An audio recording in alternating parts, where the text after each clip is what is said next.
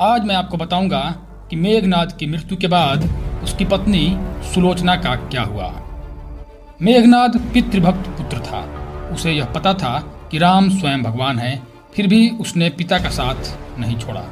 जब उसकी माँ मंदोदरी ने उसे यह कहा कि इंसान मुक्ति की तरफ अकेले जाता है, तब उसने कहा कि पिता को ठुकरा कर अगर मुझे मोक्ष या स्वर्ग भी मिले तो मैं ठुकरा दूंगा।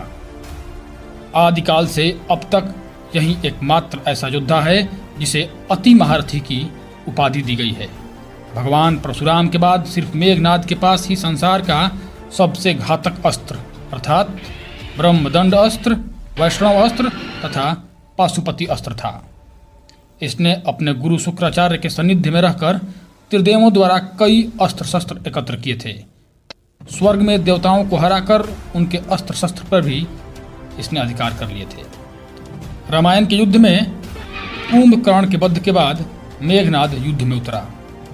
पहले दिन के युद्ध में उसने अकेले ही सुग्रीव की आधी वानर सेना को अपने हंक पंख अस्त्र से मार डाला था। राम और लक्ष्मण भी उसकी मायावी शक्ति के सामने बेबस हो चले थे, क्योंकि उसने अपनी कुल देवी का यज्ञ प्रारंभ करके ही युद्ध घोष किया था, जिसके प्रभाव से उसका रथ अदृश्य हो जाता था। मौका पाकर उसने राम और लक्ष्मण पर नागपाश का प्रयोग किया और दोनों को मूर्छित कर दिया। नागपाश से मूर्छित व्यक्ति अगले दिन का सूरज नहीं देख सकता था। तब हनुमान जी तुरंत गरुण भगवान के पास गए और उन्हें लेकर आए। गरुण को देखकर नाग भयभीत हो गए और राम तथा लक्ष्मण को मुक्त कर दिए। दूसरे दिन मेघनाद ने अपने शक्ति बाण से लक्ष्मण जी को मूर्छित कर दिया था। तब लक्ष्मण के प्राण को बचाने के लिए हनुमान जी लंका से सुषेण वैद्य को उठा लाए।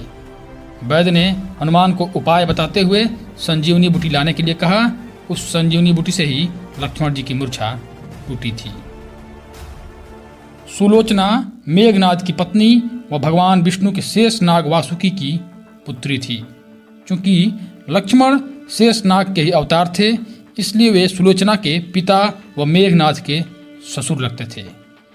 सुलोचना को नाग कन्या कहा जाता था। तमिल भाषा में वर्णित कथा के अनुसार तीसरे दिन युद्ध में जाते समय मेघनाद को यह ज्ञात हो गया था कि श्री राम और लक्ष्मण कोई साधारण मानव नहीं अपितु स्वयं नारायण के रूप हैं। तो वह अपने माता पिता व सुलोचना से अंतिम बार मिलने आया। वह अपने माता पिता से मिलकर जाने लगा। तब उसने सुलोचना को देखा। सुलोचना से वह इसलिए नहीं मिलना चाहता था क्योंकि उसे लग रहा था कि कहीं सुलोचना के आंसू देखकर वह भी भावुक हो जाएगा, वह युद्ध में कमजोर पड़ जाएगा। किंतु जब उसने सुलोचना का मुख देखा तो अचंभित रह गया। सुलोचना के आंखों में एक भी आंसू नहीं थे तथा वह अपने पति को गर्व से देख रही थी। हालांकि उसे पता था कि आज उसका अपने पति के साथ अंतिम मिलन है, लेकिन एक पतिव्रता व कर्तव्यनिष्ठ नारी होने के कारण उसने अपने पति को युद्ध में जाने से पूर्व उनके कर्तव्य में उनका साथ दिया व उनकी आंख से आंख मिलाकर अपने आंसू को जाहिर नहीं होने दिया। जब लक्ष्मण मेघनाद का वध करने जाने लगे, तब भगवान श्री राम ने लक्ष्मण से कहा कि चूंकि सुलोचना एक पतिव्रता नारी है, इसलिए मेघनाद का मस्तक भूमि पर ना गिरे। इसलिए जब लक्ष्मण ने मेघनाद का मस्तिष्क काटकर धड़ से अलग कर दिया तो उसे श्री राम के चरणों में रख दिया। भगवान श्री राम लंका व सुलोचना को यह बात बता देना चाहते थे कि युद्ध में मेघनाद वीर गति को प्राप्त हो चुका है।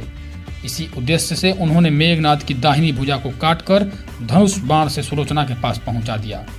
जब सुलोचना मेघनाद की भुजा देखी तो उसे अपनी आंखों पर विश्वास नहीं हुआ। उसने उस भुजा से युद्ध का सारा वृत्तांत लिखने को कहा। उसके बाद एक कलम की सहायता से मेघनाद की भुजा ने युद्ध में घटित हुई हर घटना का वृत्तांत सुलोचना को लिखकर बता दिया। इसके बाद सुलोचना अपने पति की भुजा लेकर रावण के पास पहुंची व उनसे अपने पति के साथ सती होने की आज्ञा मांगी। रावण ने उससे यह आज्ञा दे दी, किंतु पति के सिर के बिना वह सती नहीं हो सकती थी।